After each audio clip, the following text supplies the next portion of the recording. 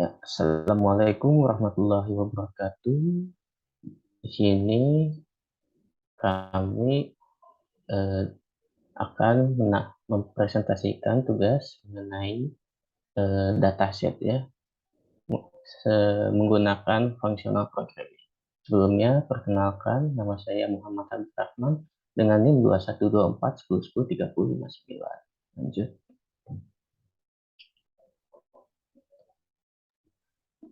Baik, sebelumnya perkenalkan juga nama saya Rahmatullah Fadila, NIM 2124 10 10 30 3026. Next.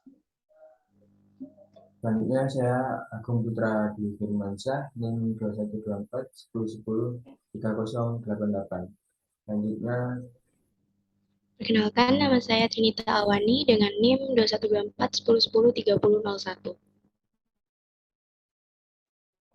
Oke, jadi langsung saja kita ke pemrograman.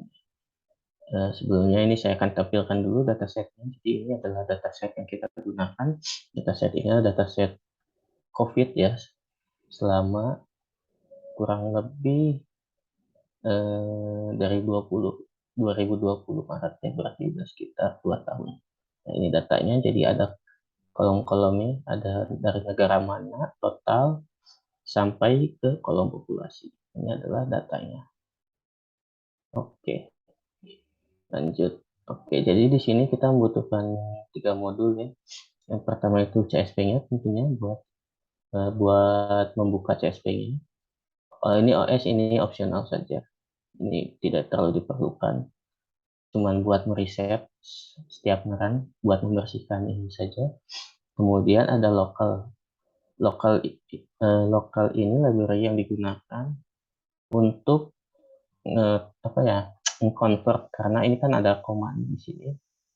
Nah, karena Python itu defaultnya titik, maka kita perlu library lokal ini supaya bisa membaca komanya menjadi titik.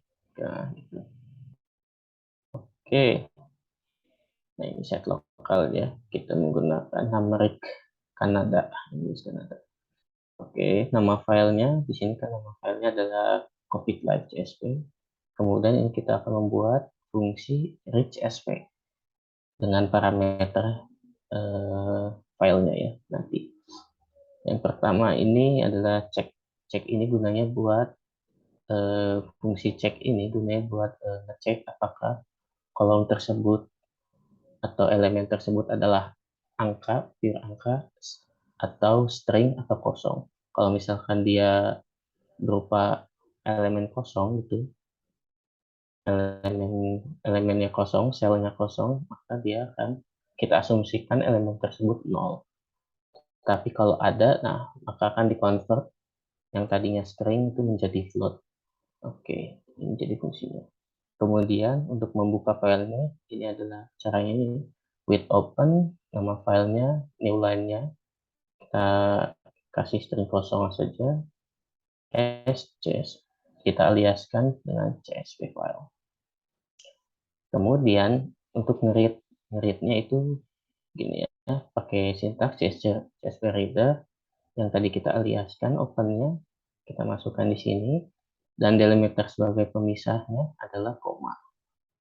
Kemudian ini ada header, maksudnya apa? Maksudnya ini kita tidak membutuhkan head yang ini kan. Jadi kita skip aja headernya, kita akan mulai langsung dari datanya. Oke, kemudian data list, datanya. Nah, ini kita lakukan secara fungsional. Sebenarnya bisa menggunakan dictionary, tapi karena di sini itu ada spasi ya, jadi nanti di sini akan ada karakter tambahan ya, gak enak melihatnya. Jadi saya buat baru lagi aja caranya, pakai cara manual, mapping datanya satu per satu atau baris per baris. Jadi caranya lambda, kemudian dicek kolomnya, dicek apakah dia legit, float, atau dia itu datanya kosong atau NE. Misalnya kalau NE atau kosong itu dia nggak bisa di-convert. Jadi kita ubah ke 0 dulu. Nah ya, dicek masing-masing kolom. Nah ini masih tadi data yang di iterate-nya adalah CSV file yang tadi. Kemudian nanti returnnya adalah berupa list, yang list isinya banyak dictionary. Jadi tiap-tiap baris itu akan di wrapping atau dikurung dengan dictionary. Nah, seperti baris 1 diisi sama dictionary 2, baris kedua diisi sama dictionary 2, dan seterusnya. Jadi returnnya itu nanti adalah list yang berisi banyak dictionary. Oke, lanjut. Untuk line selanjutnya yang yaitu di sini ada variabel data sama dengan red CSV kurung van. Ini fungsinya untuk memanggil dari fungsi def red CSV yang di atasnya. Terus untuk selanjutnya dari variabel zoom, ini sebuah fungsi untuk menambahkan dari beberapa satu argumen seperti lambda, data, dan key. Ini banding atau bagi dengan sum, map, dan lambda x banding atau bagi x, list key, dan data. Selanjutnya untuk evaluate-nya,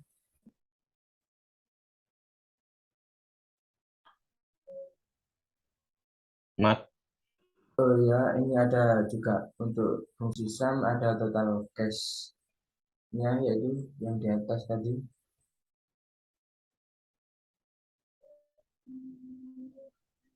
Baik, untuk selanjutnya akan saya jelaskan tentang average-nya. Untuk average ini kita mencari nilai rata-rata dari keseluruhan data yang dimuat. Jadi pertama kita gunakan fungsi lambda. Nah, di sini ada parameter data dan juga key. Lalu kita sum. Nah, untuk datanya itu kita sum semua yang terdapat di dalam key-nya. Lalu setelah kita sum, setelah kita mendapatkan hasil dari keseluruhan data yang diperoleh, nah kita bagi dengan panjang dari semua datanya. Nah, maka akan menghasilkan jadi untuk perumpamaannya itu data yang terdapat di file CSV tadi untuk keseluruhan angkanya itu disum terlebih dahulu, dijumlahkan. Setelah itu dia itu dibagi dengan panjang dari data yang telah ditetapkan atau yang telah ada. Next. Nah, ini untuk hasil rata-ratanya bisa dilihat di sini. Untuk rata-rata total case-nya itu ada 270.598 detik 926.0869.566. Jadi itu hasil keseluruhan dari rata-rata data COVID di tahun 2020. Next. Oke, selanjutnya yaitu adalah rasio. Nah, di sini rasio itu adalah perbandingan. Dalam masalah kita kali ini, kita mengambil perbandingan antara populasi dan total case. Mic-nya. Halo. Udah.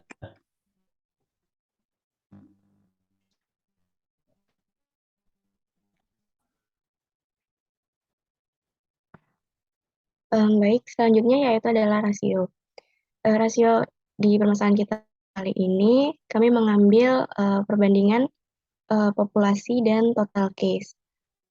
Jadi, pada kita mengambil data di sini, datanya dari total case total case data pada data dibagi dengan population. Nah, tapi di sini itu terdapat permasalahan, yaitu angka itu tidak bisa dibagi dengan string, maka ditulis rasionya itu akan ditulis menjadi NA ini, atau datanya tidak dapat terbaca atau datanya hilang. Lalu, tapi jika datanya ada, maka akan dirasiokan melalui fungsi else ini, yang ada else itu. Lalu selanjutnya yaitu adalah case sejak awal COVID ini. rasio kita mengambil data total case dan population kan. Data case di awal COVID ini. Lalu selanjutnya itu dev cetak case, yaitu parameternya data yang sudah ditulis di atas tadi. Lalu di sini if len data sama dengan 0, maka akan direturnkan. Lalu di sini print negara 0 dibanding kurang dari 30. Lalu untuk rasio infeksinya 1 dibanding 1,3. Lalu format data ini 0, data 0 dan 1. Lalu untuk cetak case-nya ini data 1 dibanding. Lalu cetak case ini akan mencetak dari case sejak awal COVID. Oke, mungkin akan saya perjelas lagi mengenai cetak case ini. Jadi cetak case ini adalah fungsi rekursif ya, fungsi rekursif. Yang mana gunanya itu adalah ngeprint baris per baris.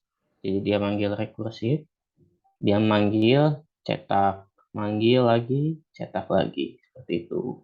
Jadi, nah ini ada printnya ya, mungkin sini sedikit jelaskan.